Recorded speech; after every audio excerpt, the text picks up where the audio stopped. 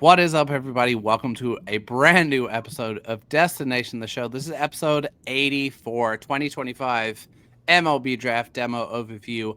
Today we are talking about prep infielders and prep pitching.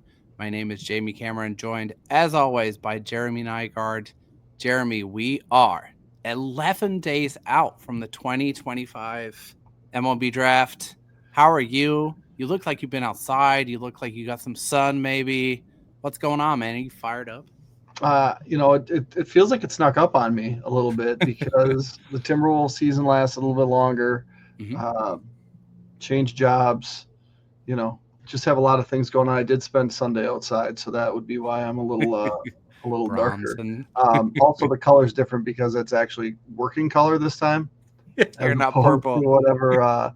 whatever thing from Marvel Comics. Who's the guy at the with the things? Thanos. I look like Thanos. Sure.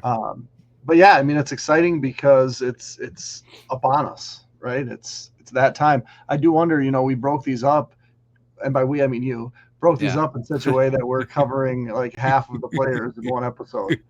So Okay, thank mistakes are. You know what? Mistakes may have been made. We needed to make room for Carlos to grace us with his thoughts, which I enjoyed very much, and I know you did too. Carlos And was great. sometimes things sneak up on all of us. Some of us have been busy updating 60 or 70 draft write-ups on Jeff the Ford. consensus board this Yeah, week. that was I you. have, dude, I have rewritten so much content this week, and I think the write-ups are better than they've ever been, which is good because it's a less comprehensive board this year. We're only going 136 deep, but I'm excited, man. We do this year round, and this is the primary reason why. And we're like 10 days out from figuring out who all of these teams are going to take on day one on the newly expanded day one. So let's get right into it because, as you alluded to, we have a gazillion prospects to talk about today. We'll start with some brief housekeeping, ways that you can support the show. And I do want to offer a quick shout out here and a quick thank you. June 2025 was tied with our best month ever for downloads and for podcast listens. So thanks to everybody who's checked out the show. We super appreciate the support. Ways that you can support the show: you can like and subscribe on your preferred podcast platform of choice, Apple, Spotify, whatever floats your boat. If you leave us a review, that does us even better. You can find all of our stuff. If you want to see Jeremy in lots of different shades of purple, you can watch us on YouTube. The handle there is at Destination the Show. He was in full flow last week when he got pixelated. If you want to send us questions, Yeah, what happened there? I was absent. I need to know what went with the purple. Uh, when I tell you Jeremy was in like the best flow talking about, shoot, I can't even remember what he was talking about. Like he was in mid flow about a prospect and like drafting philosophies, and then suddenly he just turned bright purple and it got progressively worse over the next couple of minutes. Did you ever? What was that, like a work computer issue, yeah, Jeremy? yeah. It's and I haven't had issues. I mean, I have to use that camera a lot for work, and it had never happened before. I'd never seen anything like it. But maybe on my way out, that's just how it all happened. That was like the last thing I ever did on the computer. So, Your sucks computer to be knew honest. that you were leaving and it was mad at you. Is that what you're telling me? Maybe it was the tech guys. The guys that are in charge of tech were like, "Screw this guy. We're gonna make him look like Thanos." And boom, it's what happened. We're gonna Well, mess with a podcast that tens of people listen to. tens, absolutely. They got us good. Sure did. If you want to send us a question, you can do so on social media. Twitter handle is at DTS_pod1, on Blue Sky at Destination the Show, or email destinationtheshow@gmail.com, an email address that I've recently recovered the password to, so it works, which is very exciting. I do also want to quickly walk through our draft night plans. Draft is coming up. Day one is Sunday, July 13th. We are going to be live streaming through the entire expanded day one of the 2025 MLB draft. We will be kicking off at 4:30 Central Time, 5:30 Eastern, going through all 100 plus picks on day one, which I think is going to take us past last year when we did like 4.5 hours. I think we'll get to 5 or 6 this year. You can find the link for that live stream is already set up on the Destination the Show YouTube page. We are going to run through that next week and live stream our final episode pre-draft. So I look forward to the technical difficulties that brings. But super fired up to live stream our second ever draft day one. Are you amped for it, Jeremy? Anything that you would do differently from what we did last year? I've never gone back and rewatched that, but I'm sure it's an absolute mess. I mean, I was just nervous that, you know, my screen was going to go out of focus. Yeah, that was your last problem. Yeah. My internet stops, everything freezes up, and it went off for all intents and purposes without a hitch. That's so true. if we can have it do that again, I will take that and do nothing differently. There you go. Okay. We'll hope for good luck from the technology gods. Okay, today we're going to start with prep infielders. We are going to try and keep this discussion moving. That is difficult for me. We're going to try and deal with prep infielders and prep pitching. Here's what we're going to do. We'll talk through we'll start with the prep infielders. We'll talk through a little bit of a consensus board kind of intro, talk through their tools a little bit. Vast majority of these guys are shortstop, so we're going to talk about their chances to stick at the position. We'll dig into any relevant questions if there are any pertaining to the teams that we cover. If not, we will move right along to the next guy, and we'll dig into some pitchers and finally finish with some very twin-centric draft mailbag questions. So let's get right to it, dude. Number one, with a bullet on the consensus board, Mr. Ethan Holliday, chance for history here. About 12 days from now, first pair of brothers potentially being drafted number one overall. I don't have a ton to say about Ethan Holliday just because all of the teams we concern ourselves with, he is not going to.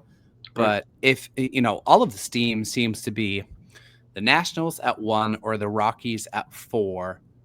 What does your gut tell you, just for fun, about where Ethan Holliday might go and why? Well, I've said all along that he was number one.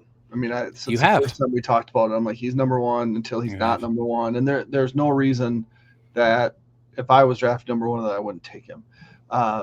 With that being said, Washington may just not do it, right? And it makes sense from like a business perspective where you don't often get the opportunity to draft like front of the rotation starters that could be in the front of your rotation in relatively short order.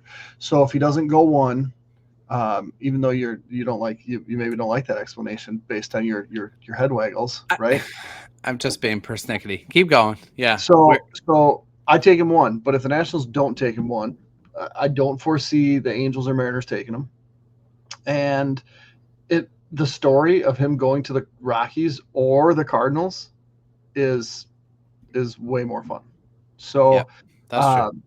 Could part of it be, and I don't know how the Holliday family is. Sometimes you get families that'll be like, you know, that when money is not necessarily an issue, and you want to drive yourself to a place that is, you know, a better destination. Not to say that the Rockies aren't, or not to say that the Mariners aren't. The Angels probably aren't. The Rockies may not be. How much fun would it be for him to go play for the Cardinals? Like that to me, it could be a player-driven thing more so than a team-driven thing. So he'll definitely be gone, but I think there still is some intrigue as to where he goes. Okay, we're going to move on, Jeremy, just for the sake of time, keeping things moving, to the number 3 player on the consensus board. That is shortstop Eli Willits, 17 years old on draft day, listed at 6'1", 175 pounds, switch hitting, right-handed throwing out of Fort Cobb Broxton High School, Oklahoma. He is an up arrow guy, and I'm excited to touch on him, even though he, again, is not like a team-specific guy, just because this is a guy you circled from the very outset, right? So just a quick intro for any listeners who are less familiar with him, right? So he was originally a 2026 who reclassified to the 2025 class. He's going to be one of the youngest prospects in the entire class. He's from a baseball family. His father, Reggie, played for the Angels, he now coaches at Oklahoma, where he's committed. Switch hitter with offensive polish. Good swings from both sides of the plate. Probably a little better from the left side. Mostly gap power, but you probably think you can hang more on a frame that's 6'1", 175. Good chance to stick at shortstop. Above average speed, above average arm. Everything is above average to good. And what I've seen in recent weeks is fans of teams for whom Willits is being mocked to them, being a little bit down on the pick, saying, this feels like a little bit boring. This guy has no standout tool. What is it that you like so much about Willits? And like, what would your counter to that argument be for fans who think that's a little bit of a boring pick in the 3 to 6 range, let's call it? Yeah, I think the thing with a lot of guys that are going to be top 5, 6, 7 picks is they have a carrying tool, and he may not have that, right? Mm-hmm. Young for his class, can hit, can run, can do all the things you're looking for, but just doesn't have that really loud tool that sticks out. It wouldn't be crazy to think that there's going to be 3 college pitchers and 4 high school shortstops that go in the top 7, right? Maybe sprinkle in a couple other guys. Yep. But it could be Willits or any of these other guys that we're talking about going really anywhere in the top 7. So it's kind of a pick your flavor type thing. And if a team really wants a pro stop, like, you're not going wrong with any of them. So while the other guys I think have a little bit louder tools, I think Willits is just like a super solid pick that has a really high ceiling. Yep. And you know, I thought he sounded like a Twins profile, and you hated it at the time. I did. You came around on him, right? At about the same time that he wasn't going to last to the Twins. So yep. I think he is ultimately a top 7 pick, but I would guess the commitment's pretty strong, right? So the price tag is gonna come up. I am really curious because we saw it a little last year, how much college money is going to play into this, right? Because we saw guys just totally not get drafted. And obviously I don't know that necessarily plays out with these top 10 picks, but it's always been like, well, if you're going to take in the first round, you're going to sign. I think those guarantees get a little bit looser the more money that is able to be thrown around. So not necessarily that's Willits, but you're talking about another family who's probably not hurting for a giant signing bonus. And so I think that just adds into the intrigue a little bit. Yep. Okay, let's move forwards. We're going to talk about a guy, and there is a little bit of a team connection here that I want to dig into with you. And here's the thing I find interesting. If you were to look up Twins Daily, Brewer Fanatic, any of the sites to which our board is published, you will find Billy Carlson's name currently at number 5. In the update that we're going to publish on Friday, he is dropping to number 7. And he is the prep shortstop profile for whom he's fading a little bit. And I don't want to be dramatic about that. Fading by like a couple of spots is not really a big deal in the grand scheme of things. He has been a consensus top 10 prospect for the entire cycle. But let's talk about Carlson for a second. Out of Corona High School in California, has a chance to make history. If him and Seth Hernandez both go in the top 10, that will be the first time that's ever happened for high school teammates. I think that's pretty cool. A absolute slam dunk lock to be a plus pro shortstop. It is legit smooth, incredible actions at the 6th position, a plus arm. He's a 2-way player at Corona. He pitches. He's been up to 97. Offensively is where the question marks come in a little bit. It's a little bit of hit over power, good approach, strong bat to ball metrics, and good bat speed. The consensus seems to be there's going to need to be some swing work here for Carlson, who can be a little bit stiff, meaning his swings maybe not adjustable enough or as much as kind of pro scouts or evaluators want to see. So here's my question, Jeremy. He's been top 4 or 5 throughout the entire cycle. He's currently 5. He's going to drop to 7. What do you think about the potential fit for the Blue Jays at 8, a team that we cover who are rumored to covet a bat over an arm with their first pick? How do you think or feel about Billy Carlson as a fit for the Blue Jays? Yeah, I think it makes a lot of sense based on things that we've seen the Blue Jays do in the past. But I think it's going to come down to like what's your model? Like what he's almost 19, and so he's older. Could that be part of the reason that he's dropping? Maybe, but is it a drop in Carlson as much as it a late rise for somebody else? Right? I mean, there's the cause and the effect there. If he's there for the Blue Jays at 8, I think that'd be a great pick, right? I think he's probably. I mean, I think you could argue he's a top 3 or 4 talent in the draft. I think he really kind of flew up the board or your board in the spring here, and it's the 5 to 7. I wouldn't make too much out of that because I think, like I said, it's kind of whatever flavor you want as a prep guy, and if you're going to go bat and he's gone, will the Blue Jays hate taking Eli Willits or Ethan Holliday? Absolutely not. So I think it's a good fit for them, but I think you could make the argument that there's probably 6 or 7 good fits for them at 8. 100%. Speaking of potential good fits, we will not talk about this next guy a ton. I just want to highlight him as maybe the biggest riser on the prep side throughout this cycle. At number, just checking my number, it's number 9 on the consensus board. We have JoJo Parker, 18-year-old prep shortstop out of Purvis High School in Mississippi, committed to Mississippi State, left-handed hitter, 6'2", 195. Likely the best hit power combo here. I do want to highlight him as someone who I think is unlikely to stick at short long term. And I think that, a lot of folks for whom Eli Willits is an unexciting pick or maybe ignoring the above average run, the above average defense, the above average arm. When you look at someone like JoJo Parker, it's easy to get wowed by the hit power combo. But if you're talking about someone who's going to move to second base, that's immediately considerably less valuable, pardon me, unless he absolutely mashes as a pro. So JoJo Parker is someone I just want to highlight has jumped a ton. I mean, he was in the 30s when we first published the consensus board, now top 10 player. I don't think he is going to last even to number 10. But I want to, unless you have anything, Jeremy, on JoJo Parker, there is a guy who's more team adjacent for us who I want to touch on next. Yeah, the only thing I want to add, and you can correct me if I'm wrong, but he looked really good at the combine. He did.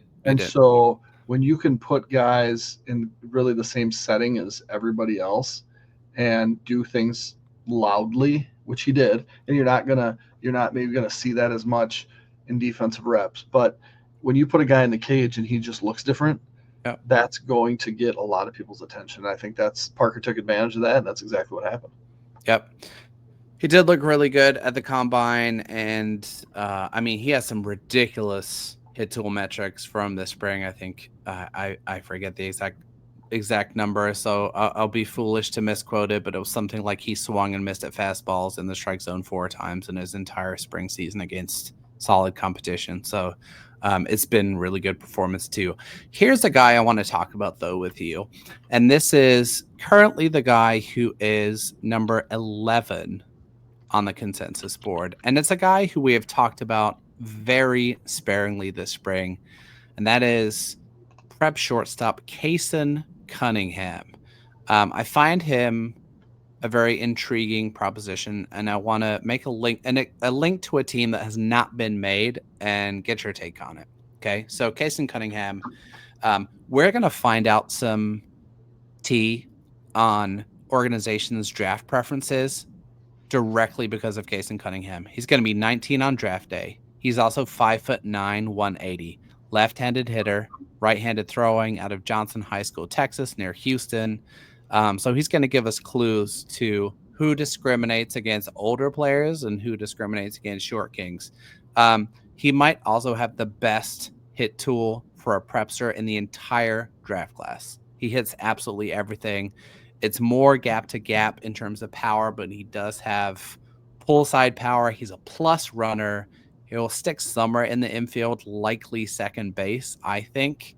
So what I'm getting, Jeremy, is like a guy with a great hit tool, has a little bit of pop, but is also a bit older.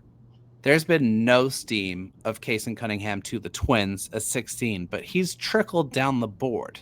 This was a guy who was top 5, top 6, top 7 overall for most of the cycle, and now he's in the teens. We know that the Twins value age in their model, but does he make sense? Is he a fit if he were to drop all the way to 16, which might still feel a little bit unlikely, but I'm trying to be creative because we know there are going to be surprises on draft night. Yeah, I think from a prospect ability standpoint, he would make sense if he was still on the board. From a age perspective, I think that does really kind of set him down the board a little bit.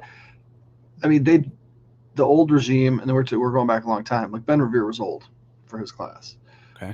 Ben Revere was a similar profile here, undersized, not a great arm, plus runner. The Twin, it's not like the Twins have never drafted a guy that's been a little bit older, right? I have a hard time making that match. But the reality is if you have a guy that, regardless of when you stack your board, like if he's a top 10 prospect and there's just a couple warts that you got a problem with, you still have him ranked over everybody else, right? Yep. And it's not like they're going to take guys off their board for being a month older than somebody else. I can't imagine. But there's a lot to like there. And so I could see it if he fell enough, if he fell all the way down to the Twins, I could see it. I just don't, I don't think there's a match. Okay. Fair enough. Okay. Well, let me throw someone else your way then. We're taking a little bit of hop down the board. And so let's just really quick recap. We've got Ethan Holliday at 1, Eli Willits at 4, Billy Carlson at 7, JoJo Parker at 9, Kayson Cunningham at 11. Our next guy is 17th currently on the consensus board. That is a spot after the Twins pick, and that is Steele Hall. 80 grade baseball name, 5'11", 175 pounds, right-handed hitting, shortstop out of Hewitt-Trussville High School in Alabama. We are talking about here, Jeremy, one of the most tooled up guys in the entire draft class. 80 grade runner, 60 grade arm, absolute lock to stick at shortstop, I think, here.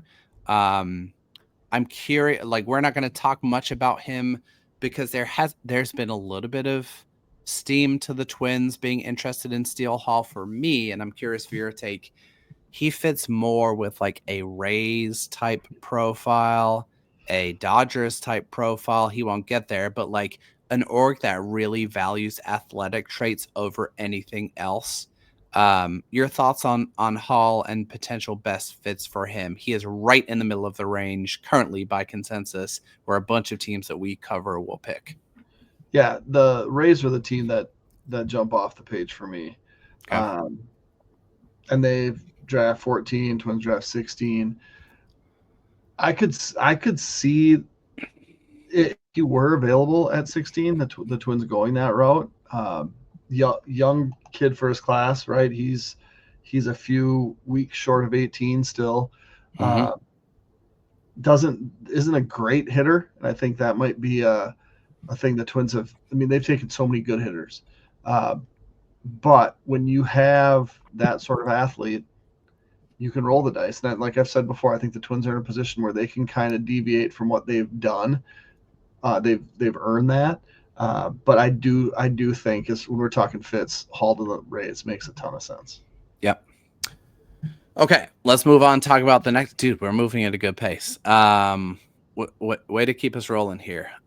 We are going to talk about another prep player who I think is going to go in the middle of this first round. Currently 18th by consensus, and this is one of my favorite prep profiles in the entire draft class, and that is Gavin Fien, prep infielder out of Great Oaks High School in California, 18 years old, 6'3", 200 pounds, right-handed hitting and throwing. we have him listed on our board as a third baseman / outfielder. He has played shortstop throughout high school. If you rewind to the summer of 2024, this is the best prep, but this is the best performing prep hitter in the country.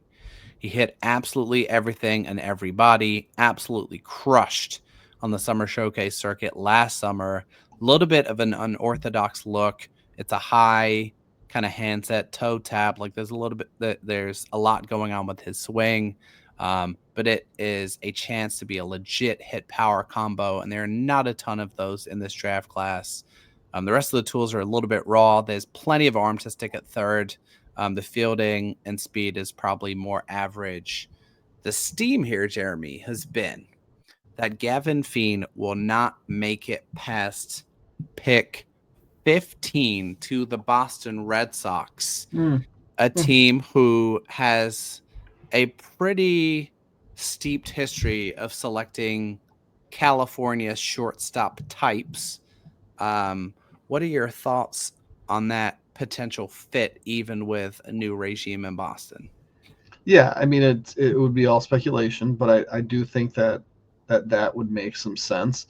The thing with Fien that we've mentioned before, like what is his tool that's going to wow evaluators, right? Does he have like that one carrying tool?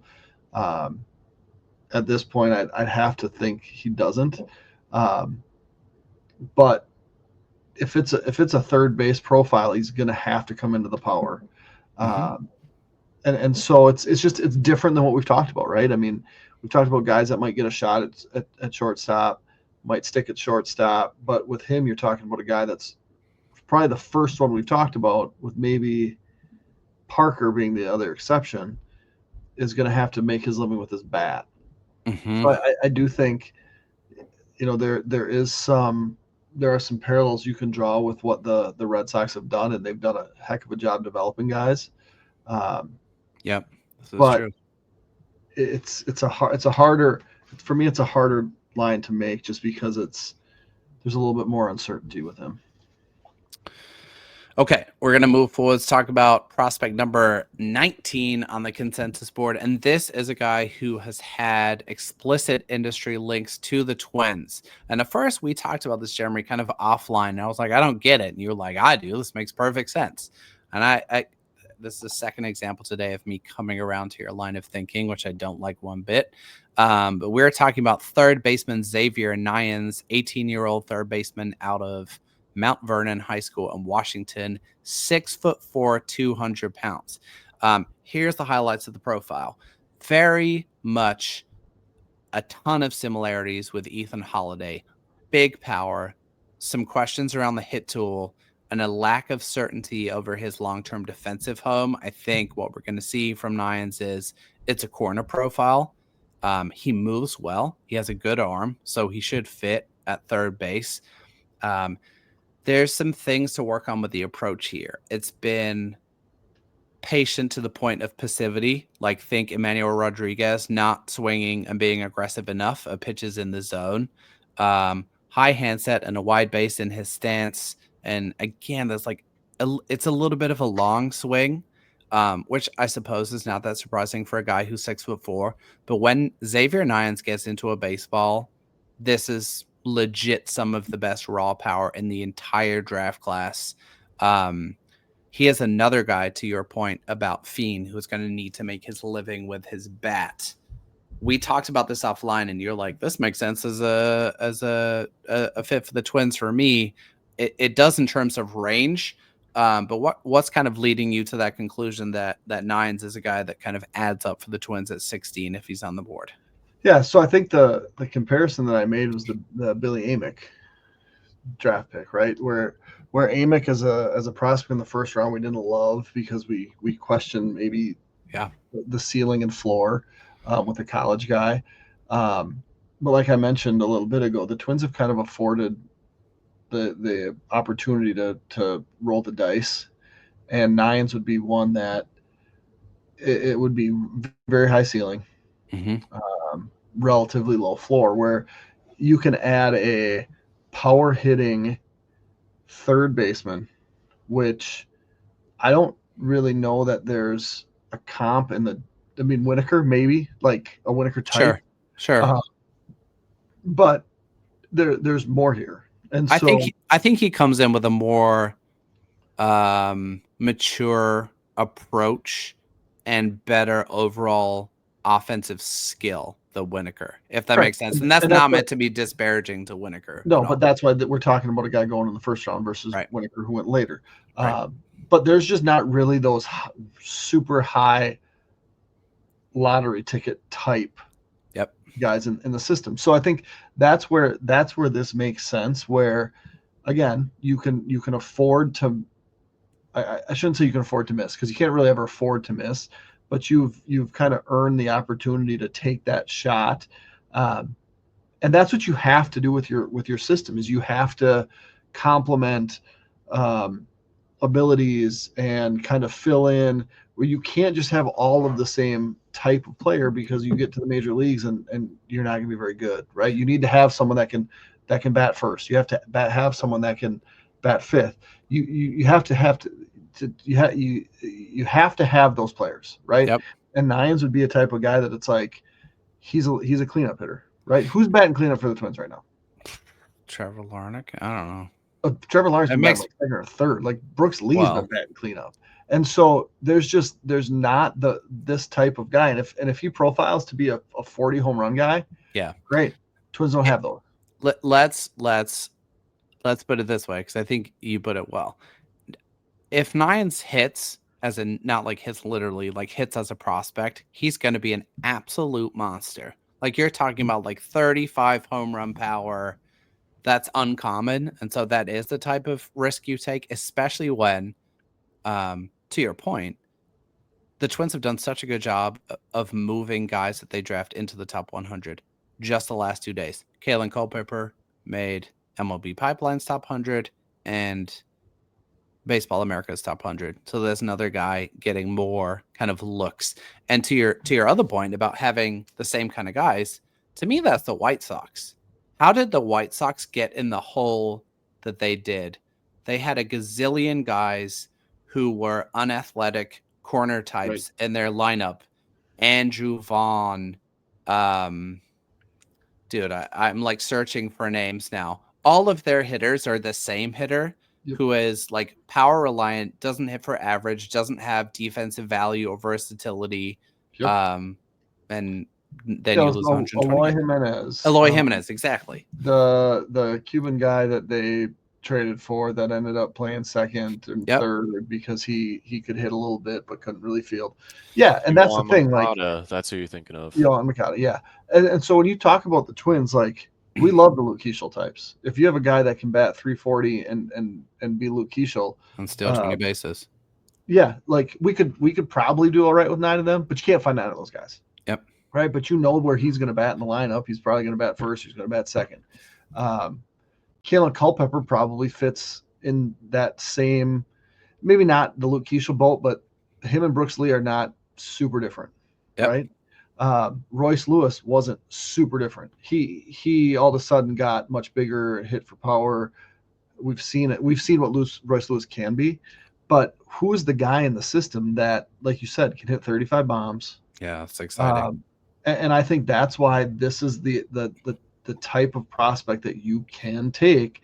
Not necessarily that they will, but this is the type of prospect that you can take because you just don't have it in your system, and you shouldn't draft for need. And it's not necessarily a need, right? It's a different type of prospect. And if you have conviction that he can hit for average a little bit, I think this is one that's really worth looking into. Okay. All right. I'm gonna just drop a couple of details, Jeremy. I'm gonna plan a question with you while I'm quickly overviewing 2 more guys, because I'm gonna be embarrassed if the Twins or another team that we follow takes them and we haven't talked about them at all.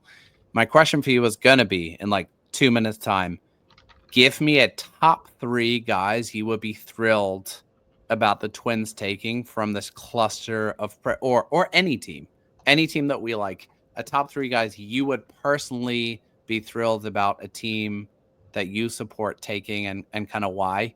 And we'll just say They're picking at like 14 to 16 range. But before we get there, two more guys that we got to mention. Again, we're looking at some updates to the consensus board here. Josh Hammond, currently 22nd on the consensus board, 18-year-old prep shortstop out of North Carolina. Much more physical prospect, 6'1", 210, formerly a two-way guy, so he has a howitzer of an arm, committed to Wake Forest, been up to 95 on the mound with the fastball, so a plus arm at shortstop, obviously. This is looking like a power speed profile, like big-time power and a legit stolen bases threat. I think the questions are, what does the approach look like? How refined can the hit tool get? But he's made massive strides this spring. He's another guy who's rocketed up the board from like 50 to 60 range to currently 22 and rising. And then the other guy I want to highlight, the final prep infielder, is Daniel Pierce, currently 23rd on the board. Prep shortstop out of Georgia, 18 years old, 6'1", 185, right-handed hitter, Mill Creek High School, committed to the University of Georgia. He is one of the more polished defensive shortstop prospects in the class. Really smooth, really quick, can make every play, can make every throw. The bat isn't super loud in terms of power, but it's legit bat-to-ball skills and a good hit tool. I think you make a bet that the power can get to like fringe average, like 45, maybe best case scenario 50. But he's also a plus runner, so there's tons of ways for him to accrue value. He's currently 23rd on the board. All of these guys, like a really diverse array of prep infielders. This is only through like 22nd overall on the board. Like there's tons and tons of guys. We just kind of ran out of time and space to cover them all. Yeah. So a couple things that just to add there. So Pierce is a Georgia kid, right? Georgia kid with high character. Those are two things that the Twins really like. Hammond committed to Wake Forest, but is a North Carolina prep, and they've drafted a few guys. I want to say 3 guys in the last 15 years with their first round pick out of the state of North Carolina. And so I think Josh Hammond would be another name that you maybe want to just think a little bit more about, just because it's fit that, right? I mean, you had Jenkins that came from the state. You had Levi Michael that came from the state off of draft. Jeffers in the second round came from the state. Sabato came from the state. So they've done good work a little bit in North Carolina. Because 2 of those guys were not great. One of those picks was absolutely awful. And another pick is not looking great either. But I mean, they've drafted the Southeast, and both of those guys fit that profile. Yep. Okay, Jeremy, I got to put you on the spot. You're picking at like roughly 15th. We'll just say 15th overall for the sake of argument. Out of the gazillion prep profiles that we've talked through, who are the 2 or 3 that appeal to you the most? Let's say you can take anyone after JoJo Parker, just because Parker, Billy Carlson, Eli Willits, Ethan Holliday, all likely off the board in the top 10. How are you stacking up the rest of these guys? Who's really jumping out to you as exciting? I mean, I like Neyens, just for what he offers, something different. Steele Hall would probably be on that list. And then Daniel Pierce would probably be that third guy, just as more what the Twins do, a little bit older, right? He'll be 19 next week, or next month. But I would say those 3 are probably the 3 that I would take from the group that you're giving me. Okay. Love it. we differ. Yeah, we differ. That's great. That's part of let's hear yours. Come on. I think mine are Gavin Fien is one of my absolute favorites, Josh Hammond. And the reason is the thing that ties mine together, and I'll pick Neyens as my third. Mine are tied together, I think, by upside. Like if they hit, I want to hit big. And I think Fien, you've got a hit power combo there. Hammond, you've got a power speed combo there. Neyens, you have like a 30 home run bat potentially there. I see this current Twins, maybe this is recency bias. I see this current Twins offense, and I see a bunch of guys who I'm still not certain are major league bats. And I want a guy who is like a legit breakthrough, not even like superstar bat, like a 2.5 to 3.5 win player consistently. And outside of like Byron Buxton, I don't like, who is that for the Twins? And that's what's felt the most frustrating, I think, for me in the first half of the season, is there's still so many question marks around guys like that. And so that's why I'm willing to take a little bit more of a swing on like, okay, if we miss, we miss. But if we hit, we got a 30 home run guy or a 20-20 guy or whatever the case may Right. be. So, And then what's funny is it's like Matt Wallner could be that. for sure. Right. For sure. Matt Wallner has giant power, runs really well. And then I look up at the scoreboard and I'm like, dude, you're barely batting 200. Ugh, Like, what's the struggle is deal? real. Trevor Larnach has been. I'm out on Larnach, dude. See, I'm surprised by like his numbers, because it's like he's had really, really good weeks, and then all of a sudden he vanishes. And so that's why it's like the Cody Clemens, like huge hits, and then it's like, wait a second, he's batting 205. Yep. How did that happen? So I'm with you. The reality is that the Twins are paying Carlos Correa to be that guy, and he's not. Yep. And the Twins are hoping that Royce Lewis is supposed to be that guy, because he's supposed to be that guy, and he hasn't been. Yep. And then it's Willie Castro that's being that guy at every different position. And thank God Ty France isn't awful, because he's been decent. So anyway, let's keep talking about that. Let's move on. We're going to cover some pitchers here real quick, because we do need to cover at least the basics here. We'll talk about some guys in a little bit more, 3 guys in a little bit more depth, and gloss over some others. 25th is listed here, Jeremy. Maybe the best name in the entire draft class. That is Kruz Schoolcraft, left-handed pitcher / first baseman out of Sunset High School in Oregon. 6'8", 215 pounds, fastball up to 98, nasty slider, change up more of a kind of developmental pitch, and obviously, as you might expect, a solid delivery, but working on consistency with strike throwing when you have giant octopus levers. Right. Here's my question for you, and sorry if this is a little bit too leading. He's sitting at 25-26 range on the board. Have you seen more of a San Diego Padres fit than Kruz Schoolcraft? I literally walked through the board the other day and I was like, what are the prep players that are ranked right and might be available where they pick? And he jumps out to me as a possibility. What are your thoughts? Yeah, I mean, he originally jumped out to me as a Giants guy, because this is what they've done, right? The power two-way dudes. But yeah, he certainly would fit in that range with the Padres. But I do think at that part of the draft, because you never know where these high school guys are going to go, right? So Seth Hernandez is going to be gone, and then the next prep goes when? Like, that's a great question. So that is a great question. Could a team like the Astros take him? Like, maybe that's not a perfect fit for them. You never know with the Braves. They seem to do their thing.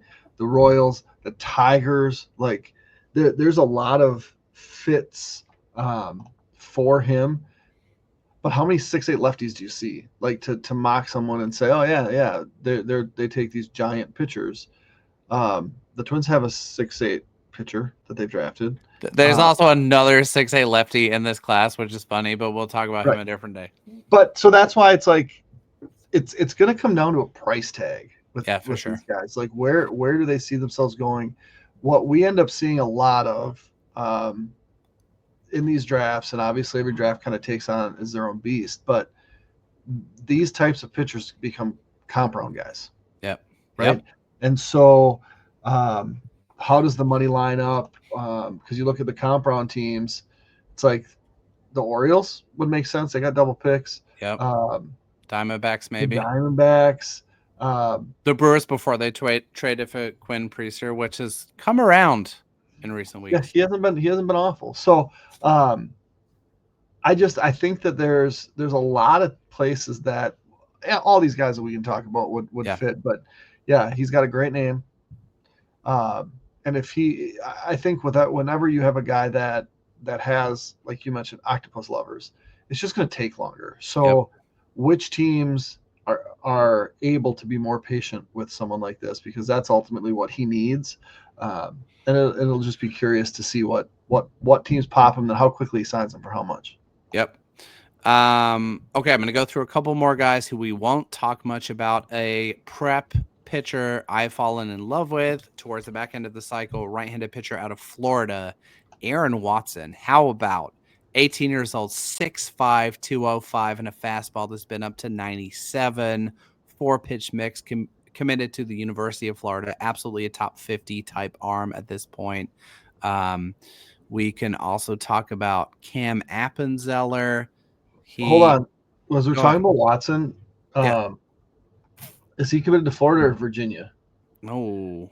Because Virginia guys have a heck of a time getting signed. They do, but Virginia just had a turnover in coaching, an entire turnover in coaching staff, because Virginia's coaching staff went to Mississippi State and Duke's entire coaching staff went to Virginia. So I think I'm right in saying Florida. I'm not 100%. I think he may have flipped, but we should definitely check that.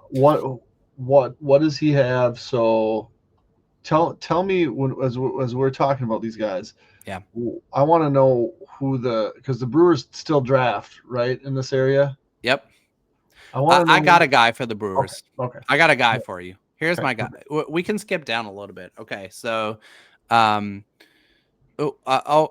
gloss over a bunch of names in a bit, but here's a Brewers guy for you. Here, I'm scrolling down the consensus board as we go to make sure I have my notes in front of me. The guy that I'm in. Okay, so let me ask you this: when you think about Brewers and prep pitchers, what are some things you think or feel like they value? Spin traits, right? Okay, here's my guy. Currently number 62 on the consensus board, left-handed prep pitcher out of North Carolina, Corinth Holders High School, Briggs McKenzie, 6'2", 190, currently committed to LSU, so that might be tough. But that's a super projectable frame. It's a super smooth delivery. Like, it's beautiful. Fastball sticked up a little bit. He's sitting 90, 92 now, touching 94. It's not overwhelming velocity, but it's solid. He's able to spot that consistently for strikes, shown an affinity for spin, throws a curveball in the low 80s with like really good depth, in addition to a nasty mid 80s changeup. But this is kind of like a classic projection lefty profile, lean, solid, but not overwhelming stuff with plenty of strikes and really good spin traits. So that's my Brewers guy. Okay. What say you?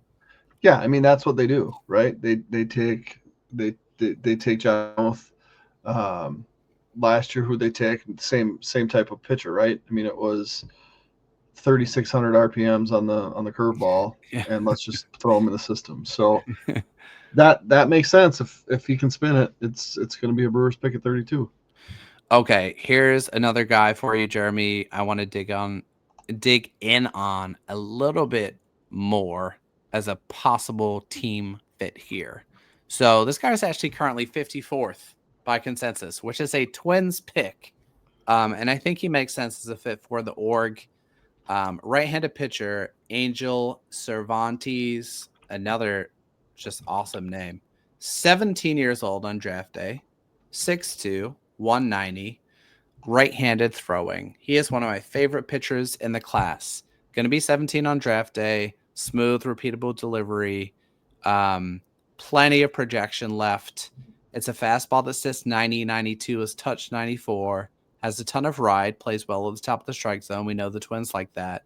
One of the best prep changeups in the entire draft class, has like a ton of fade and drop, just falls off the table as it arrives at the plate.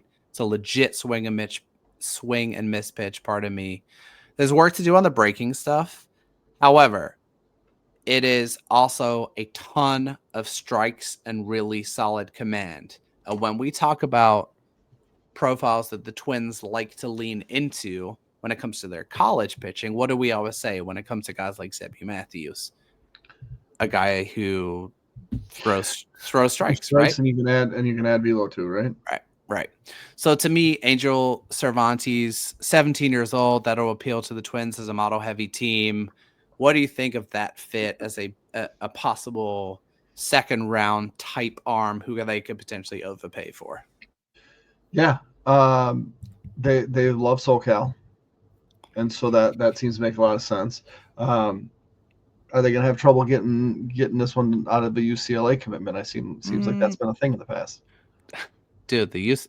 See what you did there. Yeah, that UCLA roster is shaping up to be real nice in 2026. Let's revisit that. Okay, a couple of other guys I want to name drop. Just to make sure we're covering our bases. Cam Appenzeller, currently 46, pitchability lefty, heavy links to Kansas City. I do want to shout out Kansas City for their improved pitching development. Landon Harmon, currently 54th prep right-hander out of Mississippi, maybe the best prep fastball in the class. Been up to 100. Uli Fernsler, 79th on the board. Pitchability lefty out of Michigan, another great name here, generating a ton of in zone miss. And then Jack Bauer, we skipped over, left-handed pitcher out of Illinois, up to 102 on the fastball. Was originally committed to Virginia, but moved his commitment with that entire Virginia coaching staff over to Mississippi State. Surely feels like a Compe pick. Jeremy, if there's a guy in this cluster of prep pitching, which isn't the greatest, in my opinion, this year, isn't the greatest demo, is there a guy who stands out to you, a name that appeals? Cervantes is mine for the Twins. Who's your prep go-to guy? So, I said this early. There aren't many humans that can throw a fastball 102 miles an hour left-handed. Fair? I think he's the only one ever. Well, Chapman. Sure. I was about to say Chap. Sure. Fair. There's two-ish. And one of them is 18. So for me, it's like, let's add. What do the Twins have a lot of? They have a lot of guys right-handed pitchers that they've added to that have become more refined, that are, maybe not front-end guys, but Zebby Matthews, David Festa. If you can add a flame-throwing lefty, even if it doesn't work out perfectly, that's a risk I'm willing to take. Now, can you back up a risk with another risk? Maybe. That would be harder, right? If you go nines in the first round, can you go Bauer in the comp round? That's tough. That would be a lot of upside. But if you're going to back that up with 8 college pitchers that you can add 3 miles an hour to their fastball, maybe you do that. So I'm a Bauer guy. When I was looking at your list and he wasn't on there, I was like, well, did something happen? Here's why I didn't put him on there. There's extreme strike throwing issues here. And so here's the way I look at it. And I would love a player development front office person more learned than I to weigh in on this. Here's my wondering. We talk a lot with hitters, right? About and we couch it in the Billy Amick conversation a lot of like, there's only a certain extent that you might be able to improve bat to ball skills. We think you can layer on power. We think we can improve swing decisions. Bat to ball skills is pretty hard. Right. I feel a little bit the same way with strike throwing with Bauer, in that he's throwing 102. That's as good as it's ever going to get. He's peaked. You can't add to that.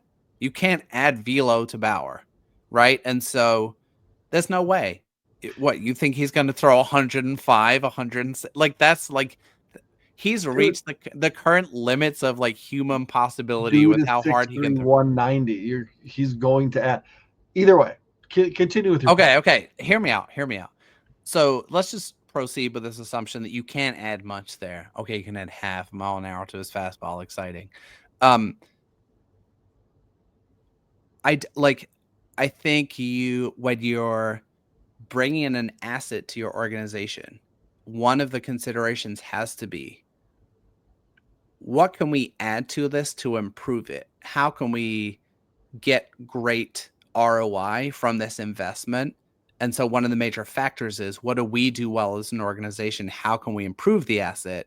And I don't know how much you're going to be able to improve strike throwing in the same way that I don't know how much you're going to be able to improve bat to ball skills with someone like Billy Amick, whose contact rate starts with a 6, just like it did in college. And so for Bauer, I left him off the list just because he seems so unlikely.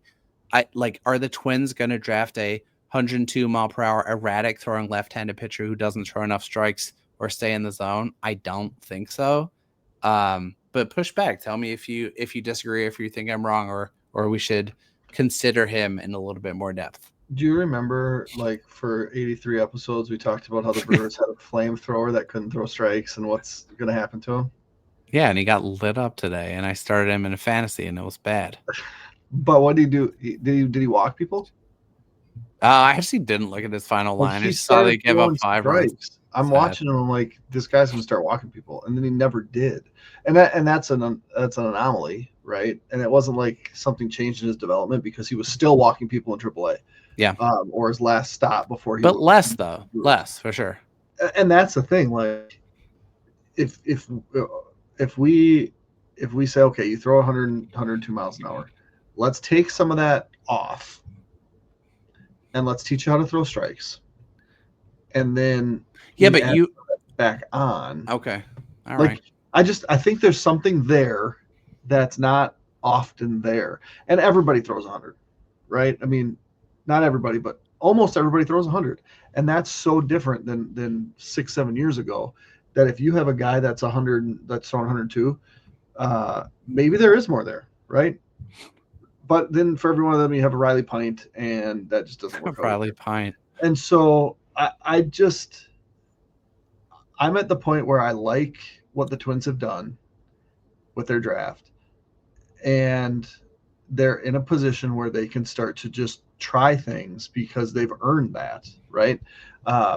And if they want to try something with a guy that already throws 102, that's super cool. Now, if there's a lefty that they have that throws strikes and throws 97 and you can make it 102, that sounds cool too, right? There you go. But they haven't, like, when was the last lefty starter that they had in their rotation? Well, you say that, but now look at their farm system. You've got Prelip at AA, Dason Hill at single A. They've been leaning into lefty starters pretty hard. They would have had one in Cade Povich, but they traded him away. True. That's true. So I don't know.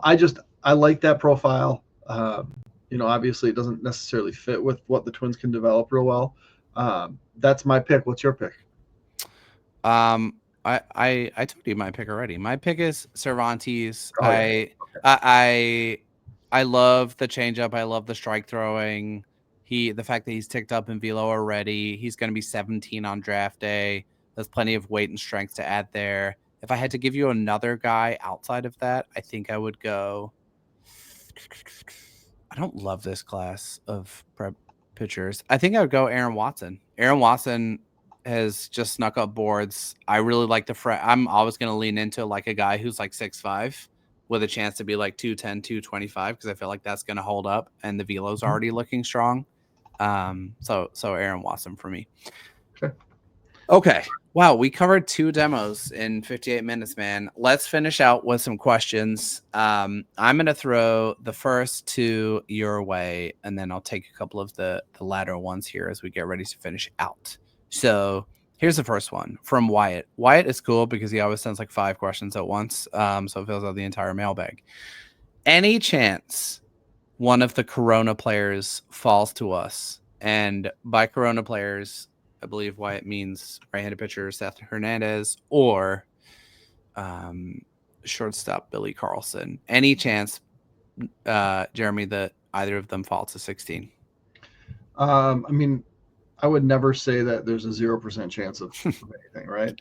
I would say it's pretty darn close to 0. And in the event that either of them did fall to 16, they're falling way past 16, right? Seth Hernandez is the number 1 prep pitcher in this class without a doubt, right? Now where does he go?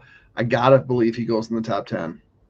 And Billy Carlson, there's debate as to whether where he really ranks in the pecking order.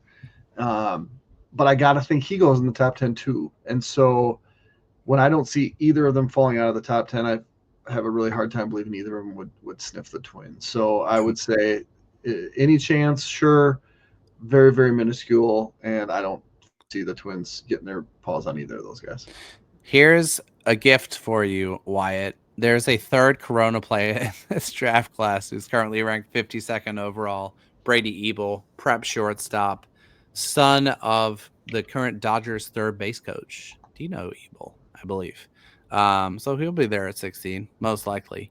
But agree. He's young. He's younger too. Super young. Okay. Any chance, Jeremy, that the Twins? Here's another question for you. Any chance? He also asked any chance that the Twins work on saving a 16, go underslot with someone in order to overspend or pay up for their comp pick at 36. What are your thoughts? Does that make sense? Yeah, that would be more likely than the first question. The Brewers kind of did that last year, where they just went further down the board. Mm-hmm. It's got to take the right guy. And so I could certainly see that if they really fell in love with a hitter that was maybe not on the consensus board very high, like just someone that was in the 40s. But to do that, you really have to have conviction that the guy, your target's going to be there. Yeah, and that's harder to do when you don't have the largest bonus pool. I know the Twins have a decent pool comparatively, but you have to really do it well. And even the Brewers last year, when they drafted Payne and then pushed some guys, they ended up not being able to sign one of their guys. And so there's always a risk in doing that. And the Twins have, for the last handful of years, really just kind of played it straight. And so I don't see them doing that. I think they'll just stack their board, and if they can sign the best guy on their board at 16, that's who they're going to take, and they're going to have a really good idea because those area scouts do a great job. And they'll just take the top guy on their board, and then maybe play a little bit later. But for if I had to bet, I would say no. They'll spend their money at 16 and then go figure it out after that. They'll take the number one guy on their board. They have enough pool to not need to do that given where they're picking in the first round. Like they have that boon of the Compe pick at 36. Last year, I want to say Kalen Culpepper was like 35th by consensus. He got taken at 21. He was full slot, and now he's top 100 prospect. So I wholeheartedly agree with that.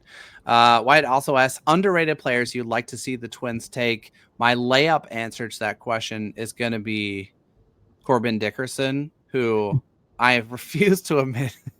I refuse to admit defeat because I think I told you like 10 episodes ago, I was like, he's going to be a top 30 prospect in this draft class. Sitting at, and then he's still sitting at 74th by consensus, which is pretty much exactly where he was when I made that dramatic statement. I just can't. I don't get it. I don't understand why a guy who has batted ball events of 114 miles per hour plus, plays a legit center field defense, strikes out 18% of the time, 123 WRC plus, 19 home runs. It's against weaker competition. However, the performance and the development this year from last year to this year is incredible. The Twins did draft Corbin Dickerson once upon a time. I like him as an option, but I'm going to throw another one your way. My other one is way down the board, and this is going to be so off the radar that you're going to be like, what are you talking about? My guy who I love, who is way down, is a prep catcher. Come on. I'm serious. How about Michael Oliveto? He is a 18-year-old catcher out of New York, 6'3", 190. I'm going to here's my hot take. He's going to be a top 60 pick. Currently 129th by consensus. But on a show in BP at the Combine, he was knocking home runs at 112 miles per hour. I think he's going to be really, really good. Really outstanding athlete. Obviously, some refinement in the catcher position. Really good left-handed swing. I like the bat. I don't like prep catchers, but I like Oliveto a ton. He's committed to Yale. Right. So he's going to sign. So he's definitely going to sign. Why? I mean, he's smart. He's smart. Exactly. So he's going to have to go. He's going to have to go high, or he's going to go to Yale. He's gonna sign. He's gonna be a top 60 pick. That's fine. You can call me out when I'm wrong on draft day. Okay. Last one. Wyatt asks, "What are your thoughts on Luke Stevenson, North Carolina catcher?" I'll start, and Jeremy, you can weigh in here. 20 years old still. Luke Stevenson, 6'1", 210. I think like the perception of the chances to stick a catcher has changed a little bit. Ike Irish has always been ranked third and last out of those top 3 college guys, but I think Caden Bodine has leapfrogged Luke Stevenson into being the most sure thing with the most advanced catching skill set in terms of being an excellent receiver, all of that good stuff. I do think it's a good shot. Stevenson sticks at catcher still. I have major concerns about the hit tool, man.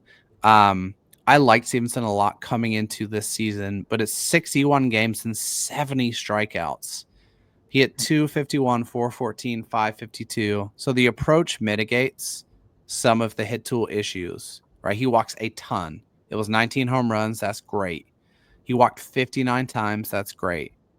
But hitting 250 in the ACC before going pro, it's a lot of swing and miss. It's a lot of swing and miss in zone.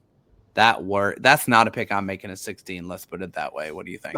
Yeah, no, I agree with that. I'm great with waiting until later to take a college catcher or any catcher. I mean, if you think Irish is going to stick there and he's their best bat, then take him at 16 and roll. I think he's going to be gone though. I would agree. I'm not on either of these other college catchers. Yep. Okay. One more from Sports Guy. He says, "What players have been linked to the Twins? What position should they go?" He says, in my opinion, catcher and pitching. We know they're going to take a bunch of pitching, but I assume he means take a college pitcher high. I do think that's more likely than it's been for a college righty on day one and in the first round. Here's the current Steam list, and you can tell me if you're feeling any of these guys. Here's the industry-linked Twins guys as of like today. College bats: Merrick Houston, Ike Irish, who will be gone, Gavin Keelan, Wahiva Aloy, Brendan Summerhill. College arms: Tyler Bremner, Gage Wood, Prep Bats, Steele Hall, Gavin Fien, Xavier Neyens. That is 10 guys I think are the most feasible list at 16. However, we should also note that the Twins do a very good job of keeping their preferences under wraps, and it's often been them taking a guy who was not connected to them whatsoever in the build up to the draft. But what do you think of that list? Do you have a preference? Do you have a preferred demo out of that college arm, prep bat, college bat? Of course, it's going to depend on who's on the board, but any major preferences from that chunk of players? I'm not big on Houston. So it was Houston, Aloy. I could see him or Keelan being picked. I mean, those kind of fit the profile that the Twins have gone with. Mm-hmm. I like Summerhill more than probably most, but that could also be just because it's a weak demo, right? We've talked before, like if Bremner falls, is that just one that you do without worry? Yeah, kind of, right? I mean, I think he'll be, if Tyler Bremner falls to them and they take him, like he fits right up with all of the other guys in their system. That'd be an exciting pick, man. Gage Wood, I mean, that I think I'm probably a little more excited by that than you are, just because you've watched him more. Again, it's an upside thing, right? He just hasn't stayed healthy for me. Like he's had shoulder problems every year at Arkansas, right. So that's my worry. And I don't like. I was a huge pre-lip guy, and he wasn't healthy. True. And so I would be totally okay with that. because I think the reality is, even when we feel like the Twins have enough pitching, they don't have enough pitching. Yep. And it doesn't matter how great your pitching is if your hitters can't score any runs. Yep. So then you have to go hitters. I just it's my preferred demographic through all that is always prep because it's more fun. Yep. And so I don't really love any of the prep pitchers. Would it be neat to see one of those shortstops drop? Yeah. But I think Neyens is kind of like that to me is just because of what you can do. That appeals to me. Same with J.S. Lavalette, who's been, he was awful. He's not on the list. He's not on the list.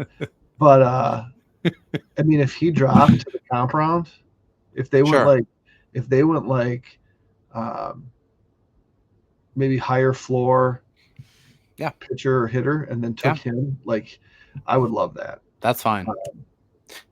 Go ahead. No, sorry. I didn't mean to cut across you. I feel similarly about the college bats. I'm uninspired by these college bats, dude.